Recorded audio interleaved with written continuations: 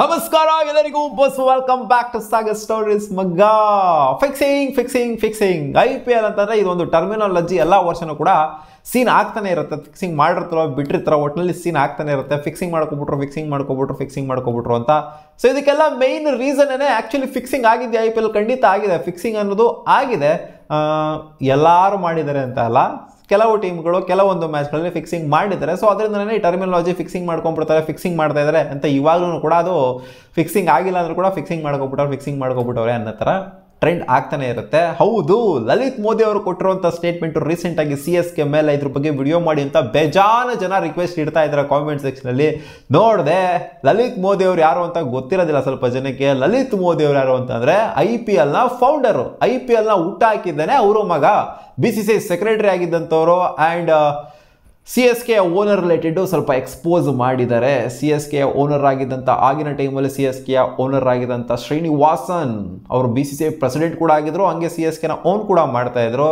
So ನೋಡಿ, ಈ ಥರ ಪವರಲ್ಲಿರುವಂಥವ್ರು, BCCI ಪ್ರೆಸಿಡೆಂಟ್ ಆಗಿರುವಂಥವ್ರು ಈ ಥರ ಏನಾರು ಒಂದು ಟೀಮ್ನ ಓನ್ ಮಾಡ್ತಿತ್ತು ಅಂದರೆ ಏನೆಲ್ಲ ಮಾಡ್ಬೋದು, ಏನೆಲ್ಲ ಫಿಕ್ಸಿಂಗ್ ಮಾಡ್ಬೋದು ಅನ್ನೋದನ್ನ ಇವರು ಎಕ್ಸ್ಪೋಸ್ ಮಾಡಿದರೆ. ಒಂದು ಯೂಟ್ಯೂಬ್ ಚಾನಲಲ್ಲಿ ಒಂದು ಇಂಟರ್ವ್ಯೂ ಕೊಡಬೇಕಾದ್ರೆ ಎಕ್ಸ್ಪೋಸ್ ಮಾಡಿದರೆ. ಹೌದು, IPLಲ್ಲಿ ಫಿಕ್ಸಿಂಗ್ ಆಗ್ತಾ ಇತ್ತು. ನಾನು ಆ ಟೈಮಲ್ಲೇ ಅದನ್ನು ಎಕ್ಸ್ಪೋಸ್ ಮಾಡೋದಕ್ಕೆ ಅಂತ ಟ್ರೈ ಮಾಡಿದೆ, ಎಕ್ಸ್ಪೋಸು ಕೂಡ ಮಾಡಿದ್ದೆ. ಬಟ್ ಅವರು ನನಗೆ ಕಂಪ್ಲೀಟ್ಲಿ ಅಗೇನ್ಸ್ಟ್ ನಿಂತ್ಕೊಂಡ್ರು. ನನಗೇನೂ ಮಾಡೋಕ್ಕಾಗಿಲ್ಲ, ಆ ಥರ ಮಾಡಿಬಿಟ್ರು. ಬಟ್ ಎಕ್ಸ್ಪೋಸ್ ಮಾಡಿದೆ, ನಾನು ಆದಷ್ಟು ಎಕ್ಸ್ಪೋಸ್ ಮಾಡಿದೆ. ಆ್ಯಂಡ್ ನಾನು ಇವಾಗಲೂ ನಿಜ ಹೇಳ್ತೀನಿ, CSK ಫಿಕ್ಸಿಂಗ್ ಮಾಡ್ಕೊಂಡಿತ್ತು. CSK ಫಿಕ್ಸಿಂಗ್ ಮಾಡ್ತಾ ಇತ್ತು ಅಂತ. CSK ಯಾವ ಥರ ಫಿಕ್ಸಿಂಗ್ ಮಾಡ್ತಾ ಇತ್ತು? ಅಂಪೈರ್ಸ್ನ ಫಿಕ್ಸಿಂಗ್ ಮಾಡ್ತಾ ಇದ್ರು, ಫಿಕ್ಸ್ ಮಾಡ್ತಾ ಇದ್ರು. ಆ್ಯಂಡ್ ಆಪ್ಷನ್ನೇ ಫಿಕ್ಸ್ ಮಾಡ್ಕೊತಾ ಇದ್ರು CSK. ಅವಾಗಿನ ಶ್ರೀನಿವಾಸನ್ನು IPL ಅಂದರೆ ಆಗ್ತಾ ಇರಲಿಲ್ವಂತವ್ರಿಗೆ, ಅಂದರೆ IPL ಬೆಳೆಯೋದು ಅಂತಂದರೆ ಆಗ್ತಾ ಇರಲಿಲ್ವಂತವ್ರಿಗೆ. IPLನ ತುಳಿಯೋದಕ್ಕೆ ನೋಡ್ತಾ ಇದ್ರಂತೆ. ಅದಕ್ಕೋಸ್ಕರ ಈ ಥರ ಫಿಕ್ಸಿಂಗ್ IPL ಅಂದರೆ ಆಗ್ತಿರಲಿಲ್ಲ ಅಂತ ಹೇಳಿದವ್ರಿಗೆ. ಬಟ್ ನನಗೆ ಅದನ್ನು ಗೊತ್ತಿಲ್ಲ IPL ಅಂದರೆ ಆಗ್ತಾ ಇತ್ತು ಅವರಿಗೆ, ಶ್ರೀನಿವಾಸನ್ಗೆ ಅಂತ. ಒಟ್ಟಿನಲ್ಲಿ ಗೆಲ್ಲಬೇಕು ಅನ್ನೋದು, ಅವರ ಟೀಮಿಗೆ ಗೆಲ್ಲಬೇಕು ಅನ್ನೋದಕ್ಕೆ ಏನು ಬೇಕಾದ್ರೂ ಮಾಡ್ಕೊಂಡವರು ಅನ್ನೋ ಥರ ಹೇಳಿದ್ದಾರೆ. ಅದೇ ಚೆನ್ನೈ. ಇವಾಗ ಆಪ್ಷನ್ ಫಿಕ್ಸಿಂಗ್ ಆಮೇಲೆ ಬರೋಣ. ಫಸ್ಟು ಅಂಪೈರ್ಸ್ ಫಿಕ್ಸಿಂಗಿಗೆ ಬರೋಣ.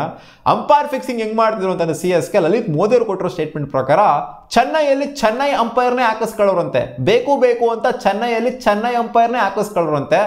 ಆದ್ದರಿಂದ ಫಿಕ್ಸಿಂಗ್ ಅಂತ ಹೇಳ್ತಾ ಇದ್ದಾರೆ. ಹೌದು, ಒಂಥರ ಚೆನ್ನೈಯಲ್ಲಿ ಚೆನ್ನೈ ಅಂಪೈರೇ ಇತ್ತು ಅಂದರೆ ಅದೊಂಥರ ಡೌಟ್ ಬಂದೇ ಬರುತ್ತೆ. ಏನಕ್ಕೆ ಚೆನ್ನೈಯಲ್ಲಿ ಚೆನ್ನೈ ಅಂಪೈರ್ನೇ ಹಾಕಂತಾರೆ ಯಾವಾಗಲೂ ಅಂತ, ಬೇರೆ ಅಂಪೈರ್ ಏನಕ್ಕೆ ಹಾಕೋದಿಲ್ಲ ಅನ್ನೋದೊಂದು ಡೌಟ್ ಕೂಡ ಅರೈಸ್ ಆಗುತ್ತೆ. ಆಗಿನ ಟೈಮಲ್ಲಿ ಇವರು ಹೇಳ್ತಿರೋದು ಇವಾಗ ರೀಸೆಂಟಾಗಿ ಆಗಿರೋಂಥ ಫಿಕ್ಸಿಂಗ್ ಬಗ್ಗೆ.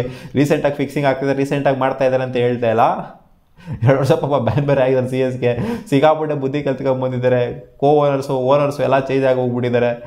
ಇವಾಗೆಲ್ಲ ಆ ಥರ ದಡ್ತನ ಎಲ್ಲ ಮಾಡ್ಕೊಳ್ಳೋದಿಲ್ಲ ಅವರು. ಇವಾಗೇನಾರು ಆಗೋಗ್ಬಿಡ್ತು ಅಂತಂದರೆ ಒಂಥರ CSK ಅಂತ ವರ್ಷ ಟೀಮ್ ಇನ್ನೂ ಒಂದು ಇರೋದಿಲ್ಲ. ಇವಾಗ ಆಲ್ರೆಡಿ ವರ್ಷ ಅಂತ ಪ್ರೂವ್ ಆಗಿತ್ತು ಒಂದು ಕಾಲದಲ್ಲಿ CSK ಏನೇನೇನೋ ಮಾಡ್ಕೊಂಡು. ಬಟ್ ಇವಾಗ ಲಲಿತ್ ಮೋದಿ ಅವರು ಅವಾಗಿನ ಕಾಲದಲ್ಲಿ ಆದಂಥ ಮ್ಯಾಟ್ರ್ಗಳನ್ನೆಲ್ಲ ಎಕ್ಸ್ಪೋಸ್ ಮಾಡ್ತಾ ಇದ್ರು. ಶ್ರೀನಿವಾಸನ್ ಅವ್ರು ಏನು ಮಾಡ್ತಿದ್ರು ಅಂತಂದರೆ ಚೆನ್ನೈ ಅಂಪೈರ್ನ ಚೆನ್ನೈಯಲ್ಲೇ ಹಾಕಿಸ್ಕೊಂತಿದ್ರು, ಅಂಪೈರ್ಗೆ ಫಿಕ್ಸ್ ಮಾಡ್ತಾಯಿದ್ರು. ಆ್ಯಂಡ್ ಆಪ್ಷನ್ ಯಾವ ಥರ ಫಿಕ್ಸ್ ಮಾಡ್ತಿದ್ರು ಅಂತಂದರೆ, ನನಗೆ ಒಬ್ಬ ಪ್ಲೇಯರ್ ಬೇಕು ಅಂತಂದರೆ, ಅವಾಗ ಹೆಂಗಿದ್ರು ಪ್ರೆಸಿಡೆಂಟ್ ಆಗಿದ್ರಲ್ಲ, ನನಗೆ ಒಬ್ಬ ಪ್ಲೇಯರ್ ಬೇಕು ಅಂತಂದರೆ ಎಲ್ಲ ಫ್ರಾಂಚೈಸ್ಗೂ ಹೇಳ್ಬಿಡ್ತಿರಂತೆ, ಗುರು ಈ ಪ್ಲೇಯರ್ ನೀವು ತಗೋಬೇಡಿ ಅಂತ.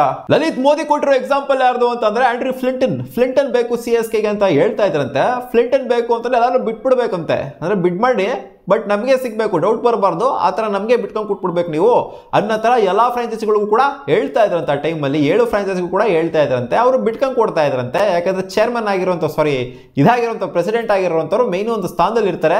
ಅವ್ರ ಅಂಡರ್ಲೇನೆ ಎಲ್ಲ ನಡೀತಾ ಇರುತ್ತೆ. IPL ಕೂಡ ಅವ್ರ ಅಂಡರ್ಲೇನೆ ಬರುತ್ತೆ.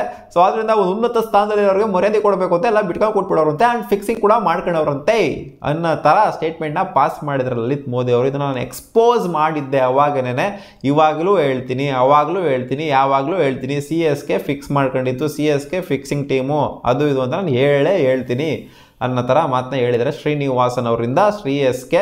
CSK ಫಿಕ್ಸಿಂಗ್ ಮಾಡ್ಕೊತ ಇತ್ತು ಅಂತ. ಸೊ ಇದನ್ನೇ ಅವ್ರು ಮಾತಾಡಿರೋದು. ಅಂಪೈರ್ ಫಿಕ್ಸಿಂಗ್ ಮಾಡ್ಕೊತಿತ್ತು, ಆಪ್ಷನ್ನೇ ಫಿಕ್ಸ್ ಮಾಡ್ಕೊತ ಇತ್ತು ಅಂತ. ಸೊ ಗೊತ್ತಿಲ್ಲ ಇದನ್ನು ಯಾವ ರೇಂಜಿಗೆ ಅವರು ಪ್ರೂವ್ ಮಾಡ್ತಾರೆ ಅಂತ. ಇದನ್ನು ಪ್ರೂವ್ ಮಾಡುವಂಥ ಅಗತ್ಯತೆಯೂ ಕೂಡ ಇವಾಗ ಇಲ್ಲ. ಅವಾಗ ಆಗಿರೋಂಥ ಜಮಾನದಲ್ಲಾಗಿರೋಂಥ ಇನ್ಸಿಡೆಂಟ್ಗಳನ್ನೆಲ್ಲ ಸೊ ಒಟ್ಟಲ್ಲಿ ಫಿಕ್ಸಿಂಗ್ ಮಾಡ್ಕೊಂತಿತ್ತು ಅಂತ ಇವರನ್ನೇ ಹೇಳಿದ್ದಾರೆ. IPLನ ಹುಟ್ಟಾಕಿರೋವಂಥವ್ರನ್ನೇ ಹೇಳಿದ್ದಾರೆ CSK ಫಿಕ್ಸ್ ಮಾಡ್ಕೊತ ಇತ್ತು ಅಂತ. ಸೊ ಇದಕ್ಕಿಂತ ಒಂದು ಜಾಸ್ತಿ ಬೇಡ ಅಂತ ಕಾಣಿಸುತ್ತೆ. ಅಂದರೆ ಅವಾಗಾಗಿರೋಂಥ ಜಮಾನದಲ್ಲಾಗಿರೋಂಥ ಇನ್ಸಿಡೆಂಟ್ನ ಎಲ್ಲ ಎಳ್ಕೊಂಡು ಇವಾಗ CSKಗೆ ಬೈಕೊಂಡು, ಇವಾಗಿನ CSKಗೂ ಅವಾಗಿನ CSKಗೂ ಸಿಗಾಬಿಡ ಲಾಟ್ ಆಫ್ ಡಿಫ್ರೆನ್ಸ್ ಅಂತೂ ಖಂಡಿತ ಇದೆ.